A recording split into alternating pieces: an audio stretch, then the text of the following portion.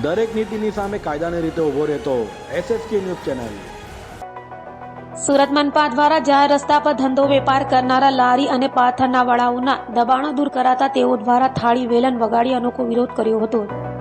સુરત મનપા દ્વારા હાલ ઝીરો દબાણ રૂટની કામગીરી હાથ ધરાઈ રહી છે, ત્યારે જાહેર રસ્તાઓ પરથી સ્ટ્રીટ વેન્ડરોને હટાવી દેવાયા હોય લારી અને પાથરના મૂકી પરિવારની આજીવિકા ચલાવનારાઓ હાલ બેકાર બની ગયા છે। ત્યારે સુરતના અડાજણ વિસ્તારમાં સ્ટ્રીટ વેન્ડરો દ્વારા અનોખો વિરોધ કરાયો હતો।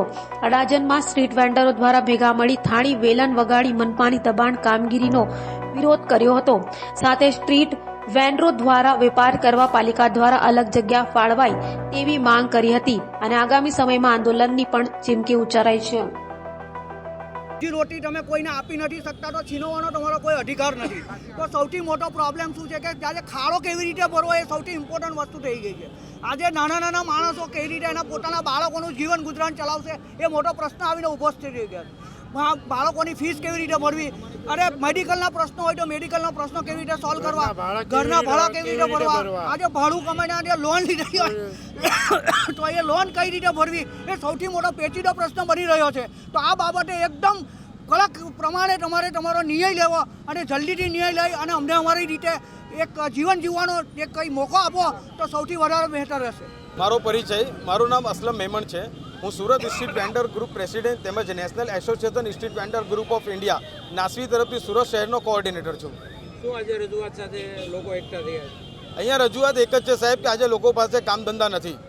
આજે બધા એકબીજા બધા હેરાન પરેશાન છે કે સ્કૂલની ફીસ કઈ રીતે ભરવી, લોનના પૈસા કઈ રીતે ભરવા, કારણ કે અમને પ્રધાનમંત્રી સ્વનિધિ તરફથી, પ્રધાનમંત્રી નરેન્દ્રભાઈ મોદી તરફથી અમને PMSની લોન આપવામાં આવેલ છે, જે ફક્ત ને ફક્ત લારી ગલ્લા પથ વિક્રેતાઓ માટે જ આપેલ છે, જેના અંદર અમારા ત્યાંથી 10, 20 અને 50 હજારની લોન લીધેલ છે, જેના હપ્તા અમારે ભરવાના મુશ્કેલ થઈ ગયા છે। ત્યારબાદ કે અમારી લારી ગલ્લા, અમારો ફળ ફ્રૂટ, અમારો માલ મુદ્દો બધો જ મ્યુનિસિપાલિટીએ જપ્ત કરી લીધો છે। એના માટે થઈને અમે અહીંયા ભેગા થયા છે કે અમને અમારો માલ મુદ્દો, અમારી લારી તેમજ અમારી જગ્યા અમને અમારી જગ્યા પર પાછી આપવામાં આવે, કારણ કે સુપ્રીમ કોર્ટની ગાઈડલાઇન પ્રમાણે 2012 અને 2014ની ગાઈડલાઇન છે કે જ્યાં સુધી SMC કોર્પોરેશન તરફથી લારી ગલ્લા પથ વિક્રેતાઓને વૈકલ્પિક જગ્યા આપી દેવામાં ન આવે ત્યાં સુધી એમને એમની જગ્યા પરથી ખસેડવામાં પણ ના આવે। અને ત્યારબાદ ગુજરાત ગેઝેટ જે બહાર પડ્યું છે હાઈકોર્ટ તરફથી, એમાં પણ સાફ સાફ લખ્યું છે કે દરેકે દરેક લારી ગલ્લાવાળાઓ માટે ચૂંટણી પ્રક્રિયા કરવામાં આવે, ટાઉન વેન્ડિંગ કમિટીની રચના કરવામાં આવે, જેમાં સ્ટેન્ડિંગ કમિટી એનું પોતાનું સ્ટેન્ડ લેશે અને ત્યારબાદ જ તમે લારી ખસેડી શકો છો। ને અમારા માટે તો તમારે વોકિંગ ઝોન બનાવીને આપવાના થાય છે, તમારે તો અમારા બાળકો માટે સારામાં સારી સુવિધાઓ કરવાની થાય છે, આવું સુપ્રીમ કોર્ટની ગાઈડલાઇનમાં લખવામાં આવેલું છે। તમારે અમારો ઉદ્ધાર કરવાનો હોય છે, એની જગ્યા પર તમે અમને ઉજાડી નાખી રહ્યા છો। આ નહીં ચાલે મેડમ, આ કઈ રીતે તમે રણનીતિ રમી રહ્યા છો અમને સમજાતું નથી। લાંબા સમયથી આ વિવાદ ચાલે છે, હવે કઈ રીતે તમારી લડત રહે છે?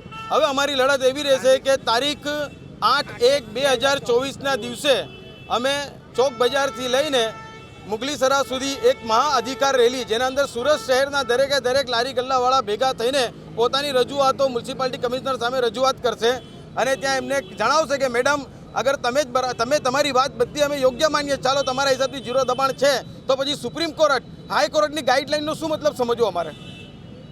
આ મીડિયા દરેક નીતિની સામે કાયદાની રીતે ઊભો રહેતો SSK ન્યૂઝ ચેનલ।